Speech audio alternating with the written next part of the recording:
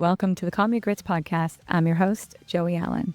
I'm just your average stay-at-home mom, homeschool mom, and wifey who loves all things sparkly and anything DIY. From party planning to interior design, basically just a crazy pictures mom. I'm a self-proclaimed expert at nothing other than hanging on by a thread. I am living my best life during what I can only describe as my midlife crisis. This podcast is about nothing and everything. So whether you're here because you can relate or for some comic relief, my hope is that you'll walk away learning something new, or at least feel a little less weird about the voices in your head and the decisions you've made in your life. So today I have the beautiful Aftan Garrett on the show, and we're about to chat about all the things. Mommy life, wifey life, nurse practitioner life, and even some pageant life stuff, as well as have the opportunity to hear about Aftan's journey to motherhood and why she's become such a fierce advocate for women's rights and maternal mental health. So let's dive right in. Aftan, can you please share a little bit about yourself and your background? Absolutely. First, I want to say, Joey, thank you so much for having me on your podcast. Of But I course. am I am born and raised in Columbia, South Carolina. Go Gamecocks. I currently live in Charlotte. Kidding, kidding. Actually, I do prefer them over Clemson, so. Okay, yes. I currently reside in Charlotte, North Carolina with my family. I've been married for 7 years to my wonderful husband, Matthew. I currently work as a nurse practitioner. I work in hospice and palliative medicine.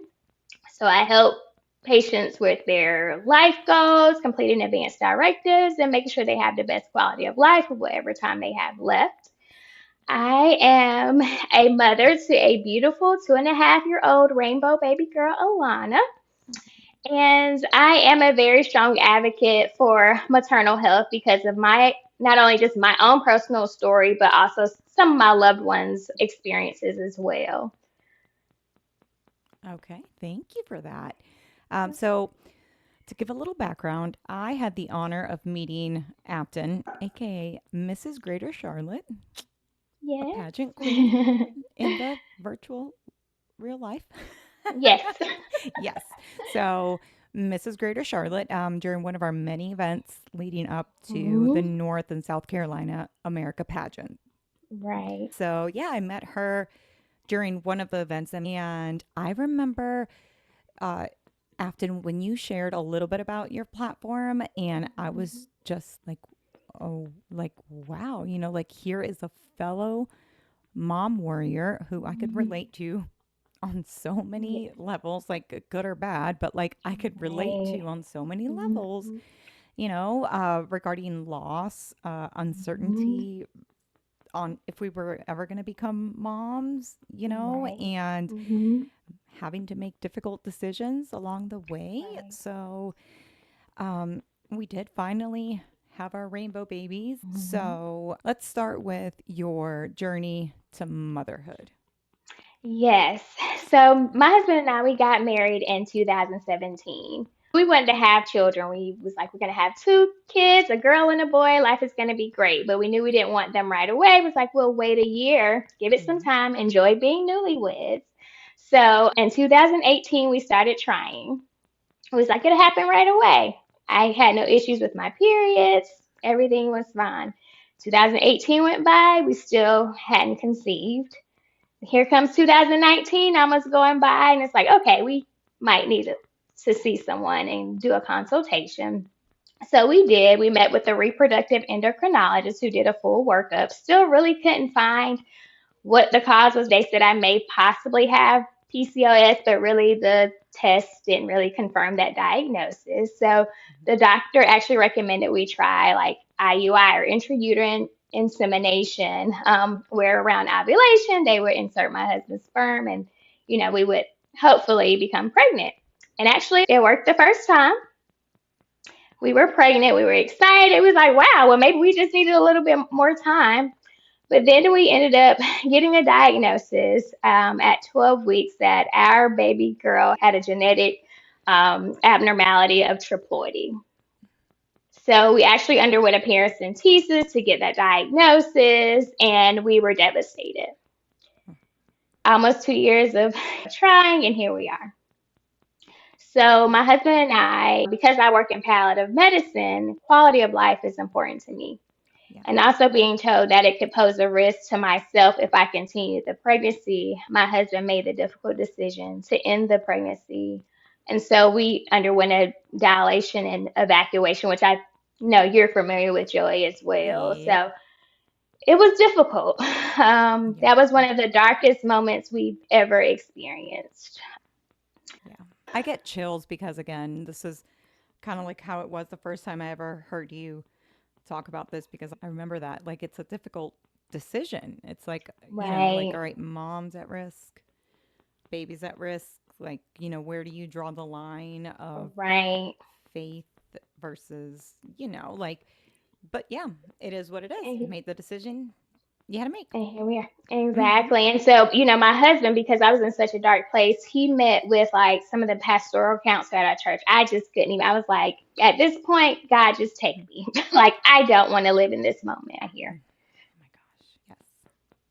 Okay. So you went through the procedure, ended the Hmm. pregnancy. What was a life like after that? Like the immediate, what do you remember? Because I do know that you kind of block things out. Like it's hard to like Hmm. go back to those days. But, and maybe this is for the mom that just did that or has ever questioned if it, like, if she was the only person maybe having thoughts about it or wondering if it's right or wrong. Like I guess we don't ever really know if it was Right. the right or wrong. We just, Right. you know, Yeah, we, felt like it was the best thing for us in that moment.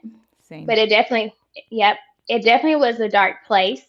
Mhm. But we had a lot of family and friends support that jumped in that we could lean on. Although I really wasn't, they was like, you don't have to talk. We can just be there. And that's what Right. I needed. And when Mhm. I'm ready to talk, I'll talk and I'll share. And then we had an amazing therapist who had already been seeing us, who saw us for premarital. And then we would check in with her throughout our marriage, who we also met with her. And she helped guide us through it as well. I have to lean in on your support during those darkest moments. Uh, yeah, 100%. And I feel like that's like the thing I keep saying, community, just lean into the people around you and all of that. Okay, so you did IVF. So can you walk us through like what took you from, I guess, how did you get to IVF?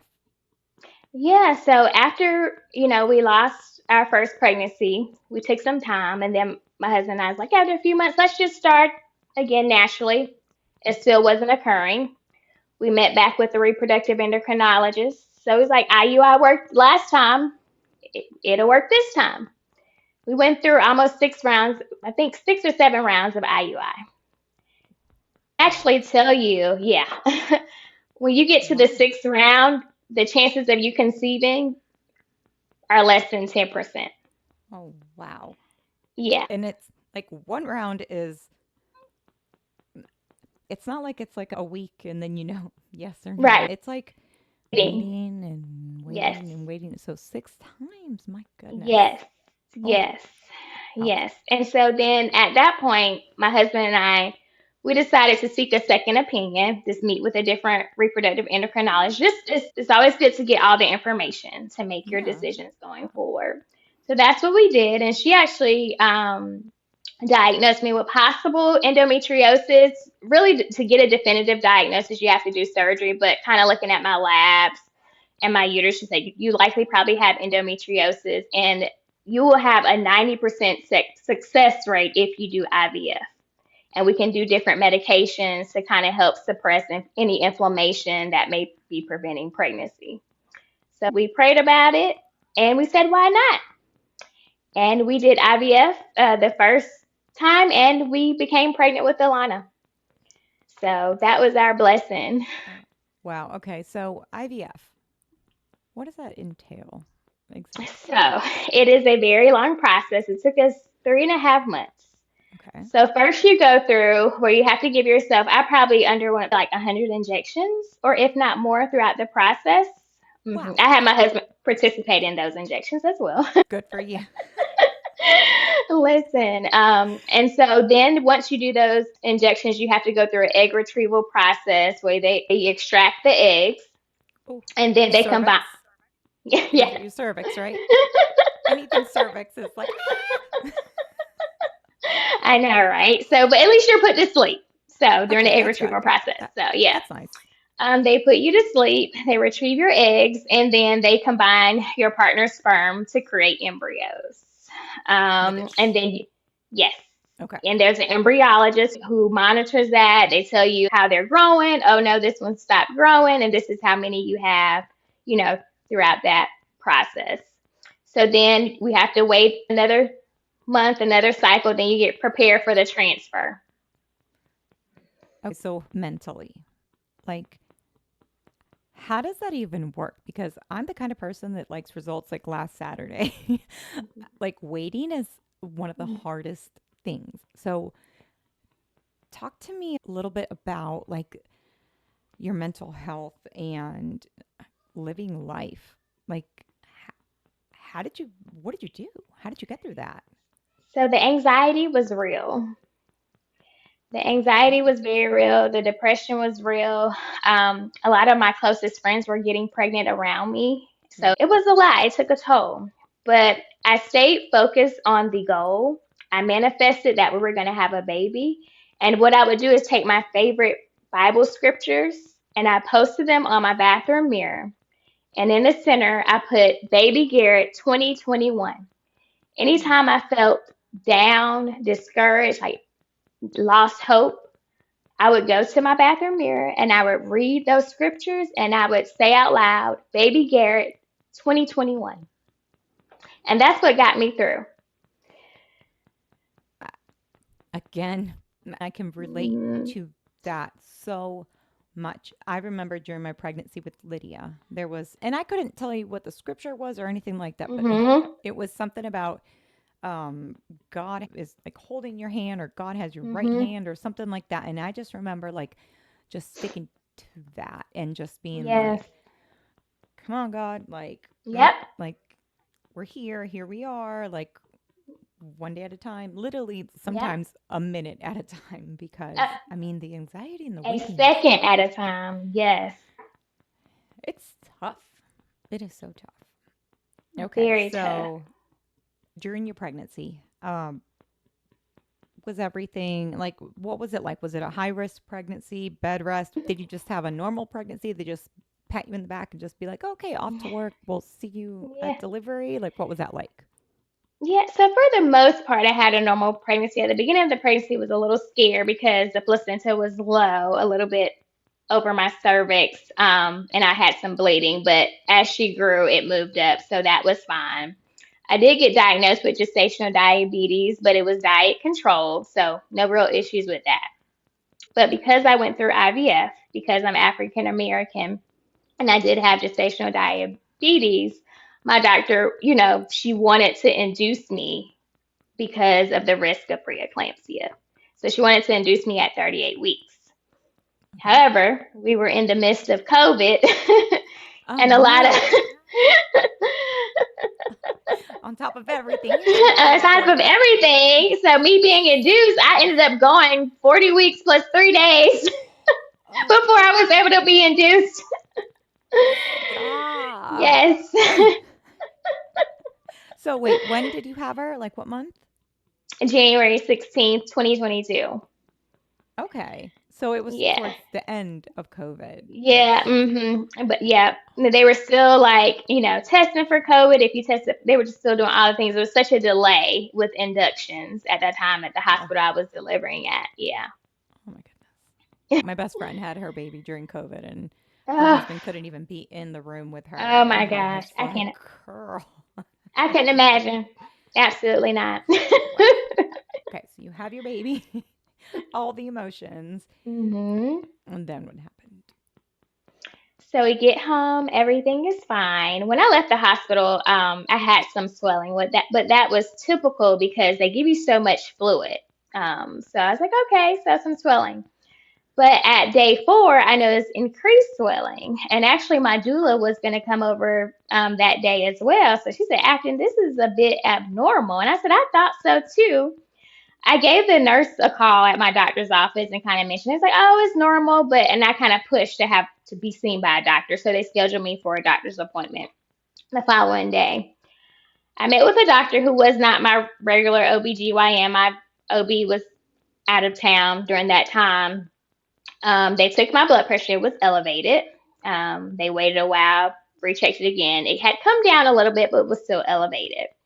By this time, I had started to develop a slight headache while I was in the doctor's office. I mentioned it to him. He told me, oh, you'll be fine. Just go home, take some Tylenol, take some ibuprofen. Well, what about my blood pressure? He was like, we'll recheck you in a week. This doctor did not assess my swelling. I'm literally walked into the doctor's office in my husband's size 13 shoes and his socks because I couldn't fit my own. Oh my gosh. So I was exhausted from having a newborn. I told my husband, I said, I feel off. I feel like something's not right, but I'm so exhausted. We're going to go home and take a nap. If my blood pressure is still elevated when we wake up, we're going to the emergency room.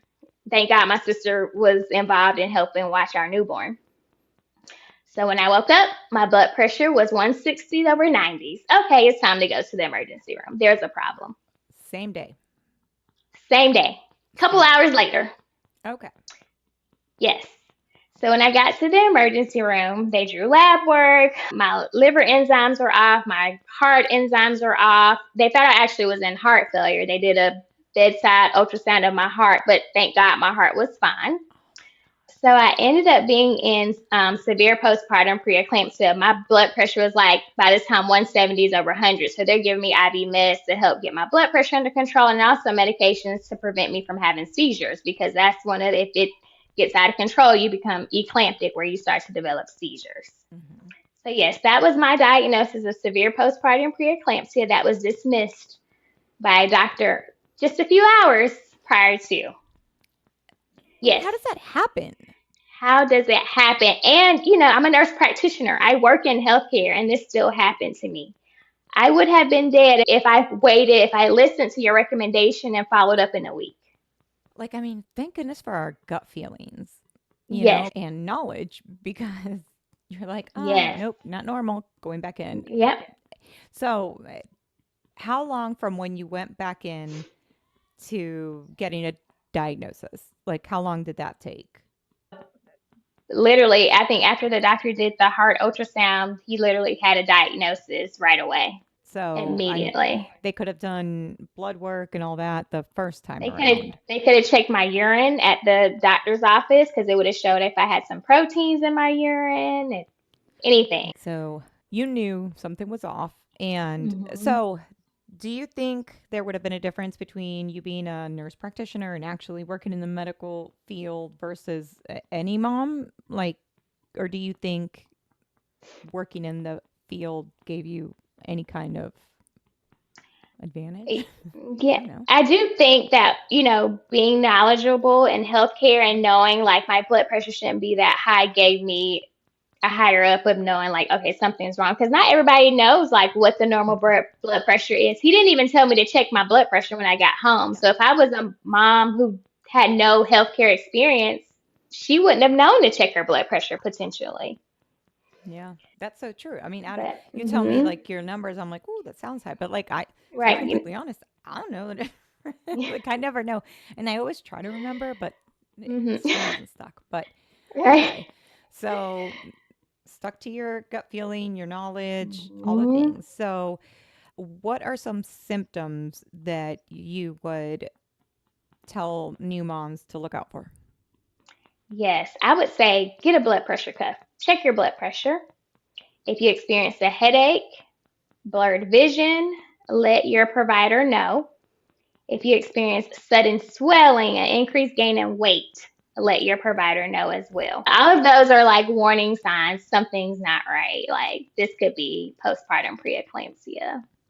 And go with your gut. Don't be afraid to speak up. Yep.